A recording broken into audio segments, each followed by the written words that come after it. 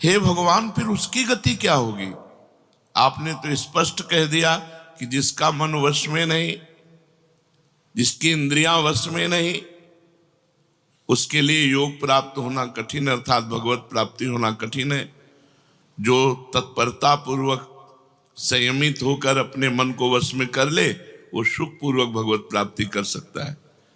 पर उस साधक की क्या गति होगी जिसका मन, बुद्धि, चित्त, अहंकार ये वश में नहीं है, और वो साधना करता है, नाम जप करता है, सत्संग करता है, स्वाध्याय करता है, पर इंद्रिय विजयी नहीं है, मन विजयी नहीं है।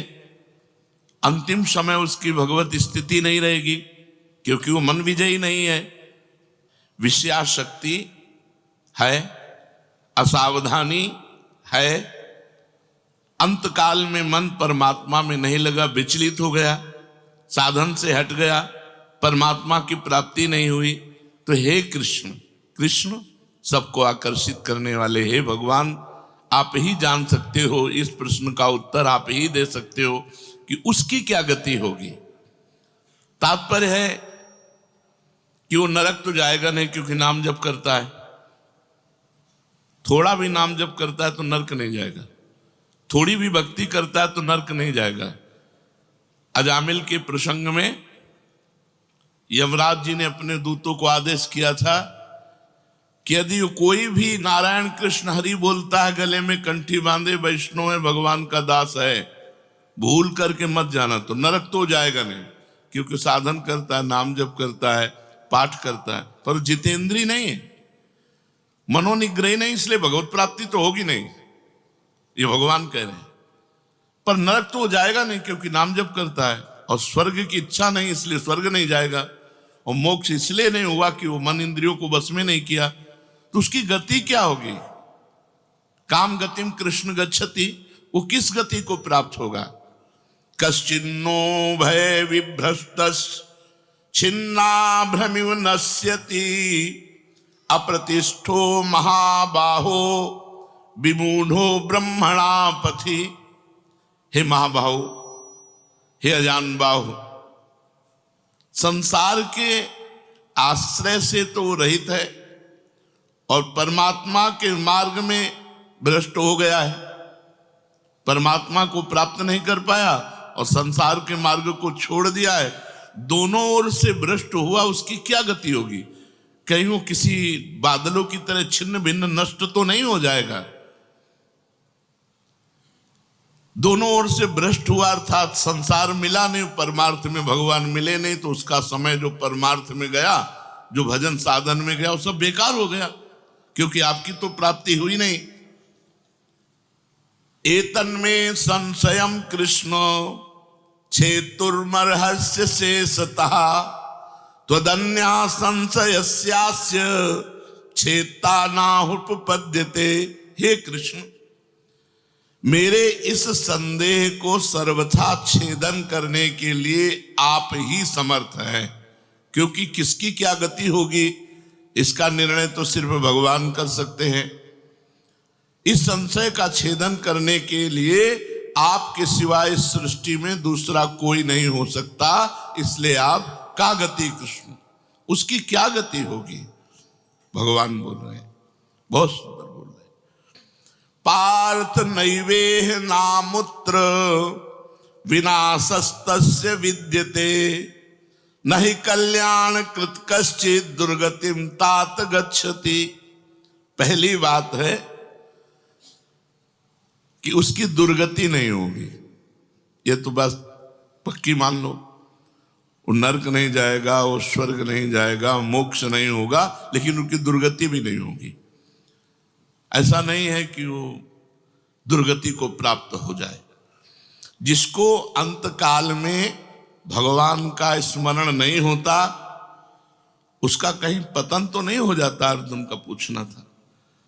इस बात को लेकर के बहुत व्याकुलता थी कि बेचारा साधन कर रहा है, इंद्रियां बस में नहीं, मन में बस में नहीं, तो अंत समय भगवान का स्मरण नहीं होगा तो उसकी दुर्गति हो जाएगी। तो भगवान कह रहे पार्थ नैवेह नामुत्र विनाशस्तस्य विद्यते। हे पृथानंदन, सच्चे हृदय से जुड़ा था, भगवान जुड़ना देखते। रहत न प्रभु चित चूक किए की, करत सुरत सह बार ही की। भगवान उसकी क्रियाओं को नहीं देखते, उसके चित्त को देखा, हृदय की बात देखी। वो भगवान से जुड़ना चाहता है, वो भगवान को प्यार करना चाहता है, वो भगवान से मिलना चाहता है, पर इंद्रियां वश में ना होने के कारण, मन वश में ना होने के कारण बार बार वो विषयों में फिसल जाता है, बार बार भोगों में पतित हो जाता है। तो भगवान उसका पतित होना नहीं देखते, भगवान उसका चित्त से जुड़ना देखते हैं।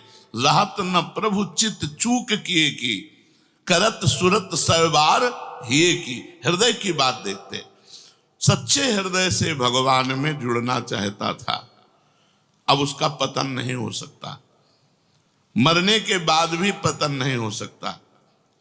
जितनी उसकी स्थिति भजन में बन गई है, उसके नीचे वो गिर ही नहीं सकता। बहुत बढ़िया बात है। हमारा अगर 100 नाम जप हो गया है तो 101 से चलेगा अगले जन्म में, 99 से नहीं चलेगा। जिसकी जितनी भजन में स्थिति हो गई है, उससे वो नीचे वो नहीं गिर सकता। देखो, पहली बात तो दुर्गति हो नहीं सकती, नरक जाना नहीं है, स्वर्ग जाना नहीं है, दुर्गति होनी नहीं है। आगे भगवान बताएंगे उसकी गति क्या होगी। उसकी साधना जितनी है वो कभी नष्ट नहीं हो सकती। चाहे जितना बड़ा पाप बन जाए, उस पाप का उसे दंड भोगना पड़ेगा, लेकिन उसकी साधना नष्ट नहीं होगी। ये इस मार्ग का बहुत बड़ा सपोर्ट है कि मानो हम दिन भर भजन किया, हमसे शाम के गलती हो गई तो बोले दिन भर का भजन नष्ट हो गया। नहीं, आपका भजन दिन भर का वो है, और जो आपकी गलती हुई वो अलग है। गलती का आपको प्रायश्चित या दंड भोगना पड़ेगा, और भजन आपका सुरक्षित है। वो नीचे नहीं गिरेगा, उसकी साधन सामग्री नष्ट नहीं होगी। ये बहुत हृदय को शीतलता पहुंच। हमने जो नाम जप किया वो हमारा सुरक्षित है, नाम जप वो कभी नष्ट नहीं होगा। उसका पारमार्थिक उद्देश्य भी नहीं बदलेगा। उसने उद्देश्य बनाया भगवत प्राप्ति, वो उद्देश्य भी उसका नहीं बदलेगा। हाँ, कितने जन्म लगेंगे ये उसका प्रयास होगा, प्रयत्न होगा। वो जन्मता मरता रह सकता है, ना भजन उसका नष्ट होगा, कम होगा, ना उद्देश्य उसका बदलेगा। वो लगेगा भजन।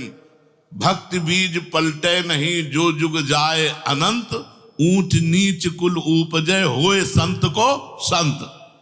वो कभी ऐसा नहीं हो सकता कि इतना भजनानंदी अब भ्रष्ट हो गया तो वो पतित हो गया, नीच और दुर्गति, अरे सब बेकार, कुछ नहीं।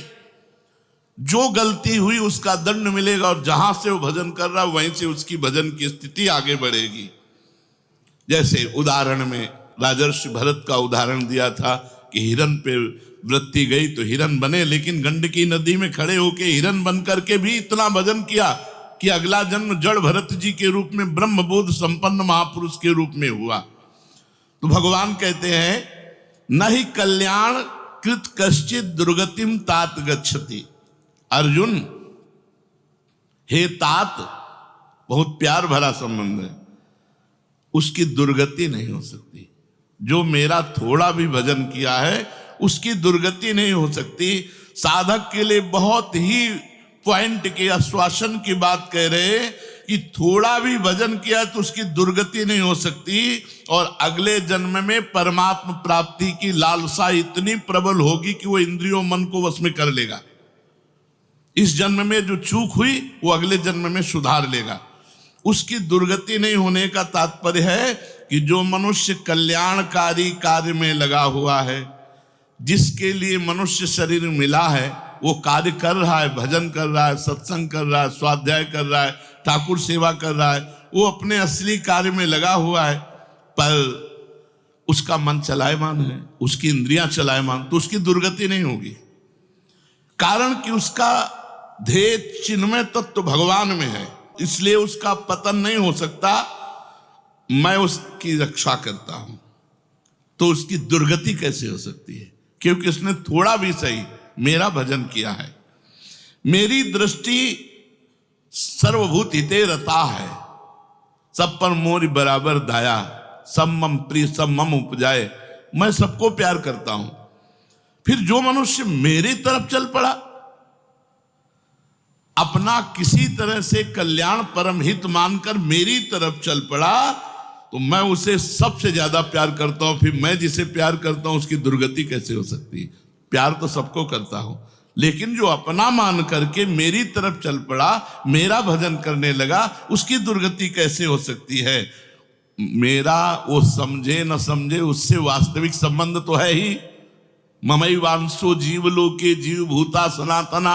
वो भले भगवान से संबंध ठीक नहीं लगा पा रहा, लेकिन भगवान तो जान रहे मेरा संबंधी है, मेरा अंश है। ये संसार के साथ उसका वास्तविक संबंध नहीं है।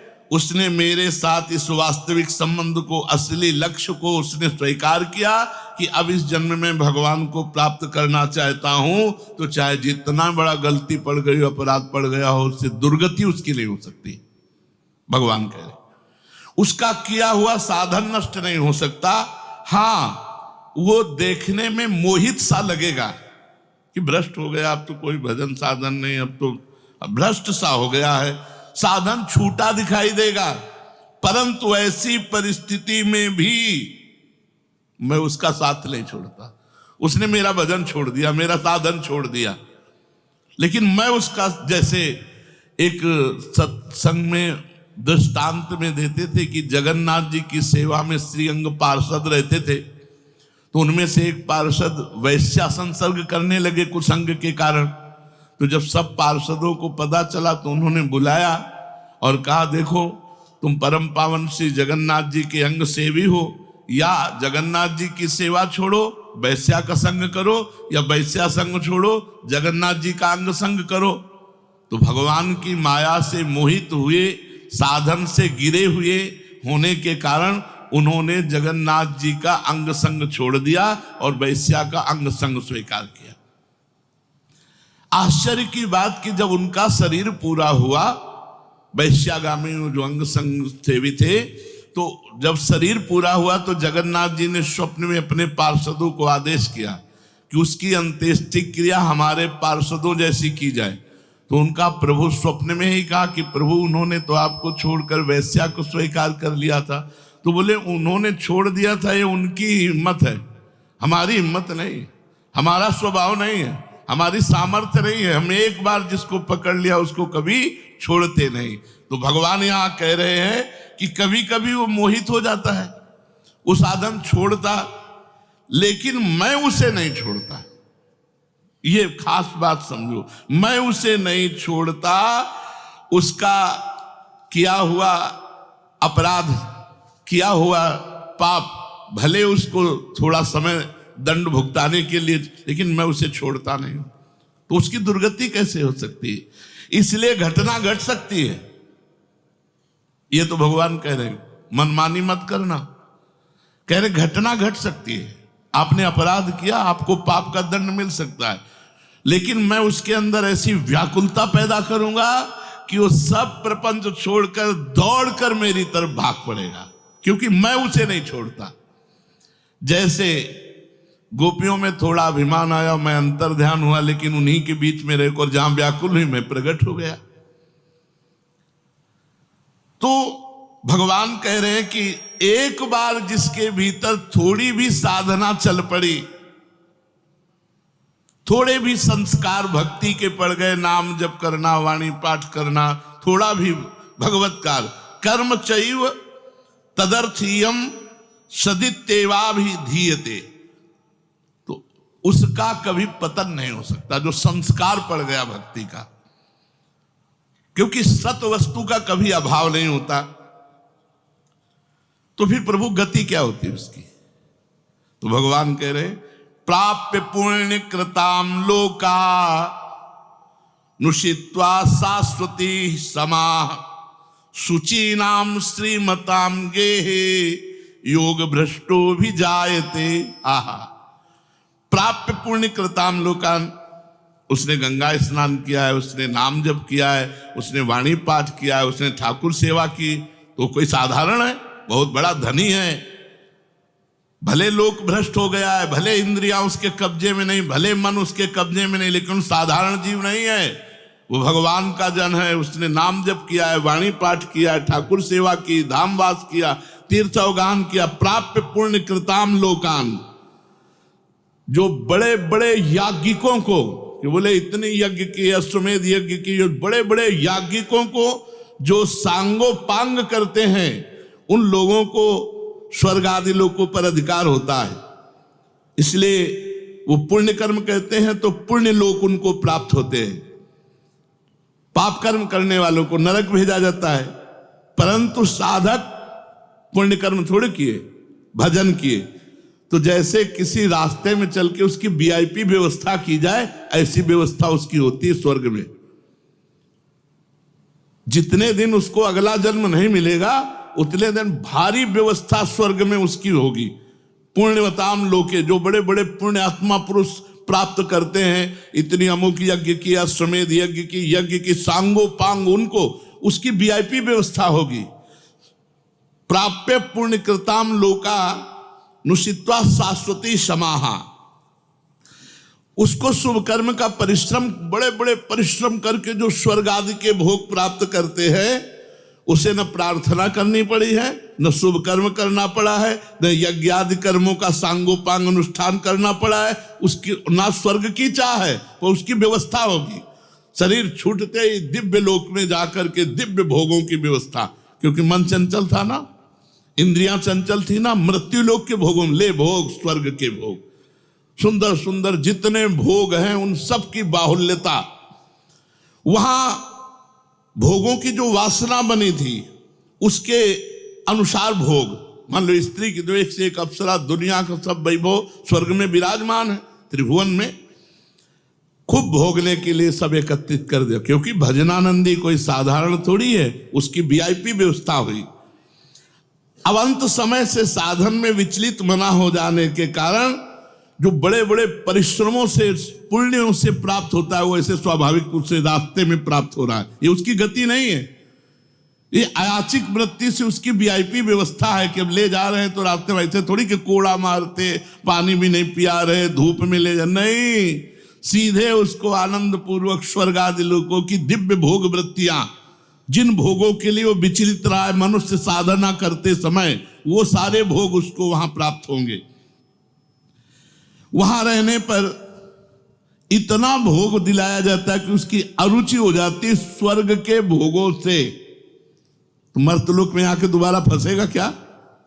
स्वर्ग के भोगों से अरुचि हो जाती है। जहां आसक्ति रही है वो भोग ही भोग, उसको व्यवस्था कर दी जाती है, वो घृणा हो जाती है उसको स्वर्ग में ही भोगों से। इतनी वीआईपी व्यवस्था, क्योंकि अंदर से तो भजन था, उद्देश्य भगवान की प्राप्ति का था, तो स्वर्ग आदि के भोग भोगने पर उसे घृणा हो जाती है। वो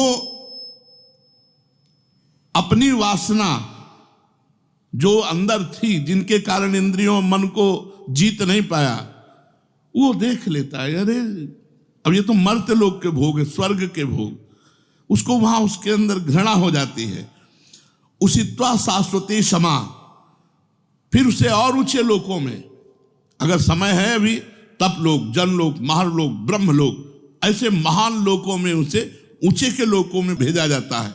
और वहां भी इसलिए भेजा जाता है कि यहाँ के स्वर्ग के भोगों से रुचि, अब यहाँ के ब्रह्म लोक के भोग देख ले। भजन का फल है ब्रह्मादिक के भोग सब विषम लागत ताई, नारायण ब्रज चंद की लगन लगी है जाई। जब ठाकुर जी से मिलने की चाह लग जाती तो यहीं इसी शरीर में ब्रह्मादिक के भोगों से भी वैराग्य हो जाता है। भोग भोगने के उद्देश्य से नहीं, क्योंकि जो भोग भोगने के उद्देश्य से जाते हैं उनके पुण्य क्षीण होने पर फिर वो लौटकर मृत्यु लोक में आते हैं, इसलिए वो सीमित वर्षों तक स्वर्ग लोक आदि में रहते हैं। परंतु जिसका उद्देश्य भोग नहीं भजन था और योग भ्रष्ट हो गया है सूक्ष्म वासना के कारण, तो स्वर्ग आदि लोकों में जाएगा, उसका भजन नहीं क्षीण होगा।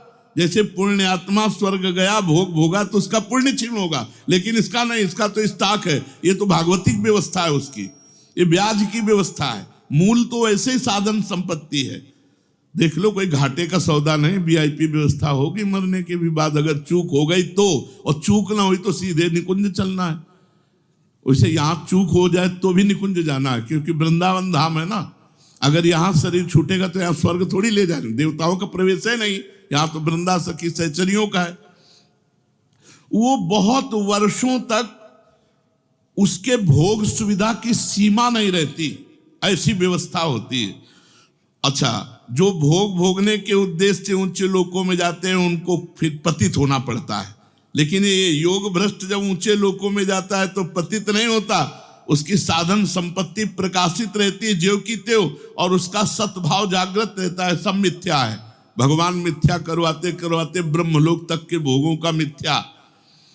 अब उन सुख भोगों को भोगने के बाद शुचि नाम श्रीमताम गेहे योग भ्रष्टो भी जाते। अब यहां जब प्रकट हुआ, कब उसका जन्म होगा? कोई सीमा रखी जाती है? अरुचि, अरुचि सीमा रखी जाती है। जब तक उसे भोगों में अरुचि नहीं होगी तब तक ऊपर के लोगों को भोगों में उसे रखा जाएगा। नरक वरक तो जाने की बात नहीं, वीआईपी भोग। जब अरुचि हो गई, अरुचि होगी ही, क्योंकि वो भगवान का भजन करता रहा है। वो ऐसा नहीं कि अब विश्राम मान ले कि अब अप्सरा मिल गई, विमान मिल गया, स्वर्ग मिल गया, अब यही नहीं। उसकी यात्रा नहीं रुकेगी, उसका भजन उसको कचुटेगा, उसके अंदर जलन पैदा होगी, अशांति हो जाएगी। ये सब भोग नहीं चाहिए, मुझे भगवान चाहिए, चलो ब्रह्मलोक। वहां भी ये नहीं चाहिए। तो अब शुचि नाम श्रीमताम गेहे योग भ्रष्टो भी जायते। अब योग भ्रष्ट जब मृत्यु लोक में लौटा तो जगत पूज्य घर में पैदा हुआ। जगत पूज्य घर में श्रीमान, सारा संसार जिसे झुके, ऐसे घरों में पैदा, उच्च कुल, भक्ति संपन्न। श्रीमान का मतलब होता है, एक लौकिक शब्द होता है वैभव संपन्न, लेकिन भागवतिक वैभव संपन्न महापुरुषों के घर में उसका जन्म होता है। और लौटने का कारण जो है, उस कारण को भगवान जानते हैं, उसकी बहुतायत कर देते हैं। स्वर्ग भोगा, ब्रह्मलोक के भोग भोगे, और यहां सारे भोग उसके दे दे, ये ले, अरे भगवान का दास है कोई और, ये ले। ऐसे घर में पैदा किया। अब उसकी जो साधन संपत्ति उसको खोल देते हैं, अभी तक बंद रखा, हानि नहीं हो सकती। अब जो ही जन्म हुआ, जैसे अपने लोग अब जो ही स्कूल जाते, स्कूल से पढ़ के आते, लगता है माँ नहीं टिकेगी, पिता नहीं टिकेंगे, सब मरेंगे, तो मेरा साथी कौन है, मेरे जीवन का लक्ष्य क्या है, क्या यही उद्देश्य है? बस बैठ जाते एकांत में। और संत जन आते थे, वो श्री राम जय जय राम, श्री राम जय, कीर्तन कराते थे तो वही याद था, श्री राम जय राम, श्री राम जय राम। बस नाम जप करना निश्चय हो गया। 13 वर्ष के उस भागो। ये देखो, उत्तम कुल ब्राह्मण के घर में, और पूरे साधु महात्माओं का सानिध्य, और पिता पूरे स्वयं महात्मा, नंगे पैर हल जोतते, बड़ी कठिन परिश्रम के द्वारा वो उदर पोषण करते। और संत महात्मा 8-8, 10-10 संत महात्मा दरवाजे पर। बच्चापन से ही क्या बन, अब मुझे संसार से भाग। किसी ने हमें सिखाया नहीं, भागो संसार से और भगवान की प्राप्ति करो। तो मनुष्य जन्म में जो ही जन्म लिया से साधन संपत्ति खोल दी गई। अब वो साधन में एकदम चिपक गया, क्योंकि पीछे जहां चूक हुई थी वो ऊपर से नीचे तक सब समुदाय भोगों का देख लिया।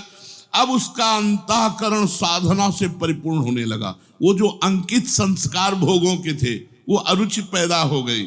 योग भ्रष्ट अज्ञात रूप से पुनः ऐसी साधना में लग गया जिसमें किंचन मात्र भी इंद्रिय और मन का मनोरंजन नहीं, पूर्ण इंद्रिय विजेता, पूर्ण मन को संयम में करके।